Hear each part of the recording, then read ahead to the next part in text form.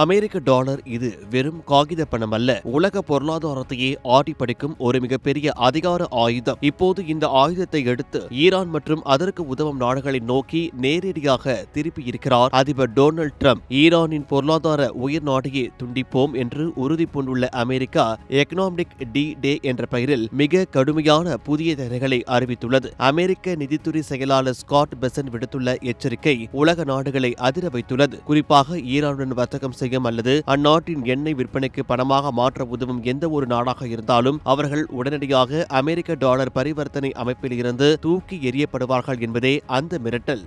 இதன் பொருள் என்னவென்றால், ஈரானுக்கு உதவும் நாடுகள் இனி சர்வதேச சந்தையில் டாலரை பயன்படுத்தி எந்த ஒரு வர்த்தகத்தையும் செய்ய முடியாது. இந்த நடவடிக்கை சுமார் 60 தனிநபர்கள் மற்றும் நிறுவனங்கள் மீது உடனடியாக பாய்ந்துள்ளது. ஆனால் அமெரிக்காவின் இந்த மிரட்டல்களுக்கு ஈரான் துளியும் அஞ்சியதாக தெரியவில்லை. அமெரிக்காவின் இந்த வெற்று பேச்சுக்களை யாரும் நம்ப போவதில்லை. மற்ற நாடுகளை கட்டுப்படுத்தும் பொருளாதார நிலையில் அமெரிக்கா இப்போது இல்லை என்று ஈரான் நாடாளுமன்ற சபாநாயகர் முகமது பாகர் காலிஃபாப் கிண்டலாக பதிலடி கொடுத்துள்ளார். ஒருபடி மேலே போய் ஈரானின் பொருளாதார அமைச்சர் அலி மதானி சாதே, இதுவரை நாங்கள் தற்காப்பு நிலையில் இருந்தோம், ஆனால் இனி எங்கள் ஆட்டம் வேறாக இருக்கும், எதிரிகள் எங்களின் தாக்குதலுக்கு தயாராக இருக்கட்டும் என்று கூறி உலகையே அதிர வைத்துள்ளார். இந்த விவகாரத்தில் ஈரானின் மிகப்பெரிய வர்த்தக கூட்டாளிகளான சீனா மற்றும் ரஷ்யா அமெரிக்காவின் தடைகளை ஏற்கப் போவதில்லை என்று ஈரான் நம்பிக்கையுடன் தெரிவித்துள்ளது. அதே நேரத்தில் திரைக்கு பின்னால் ஒரு மிகப்பெரிய ராணுவ எச்சரிக்கையையும் ஈரான் விடுத்துள்ளது. எங்கள் நாட்டின் பொருளாதாரத்தை முடக்க நினைத்தால் உலகிற்கே சிம்ம சுப்பனமாக விளங்கும் ஹோர்முஸ் ஜலசந்தி வழியாக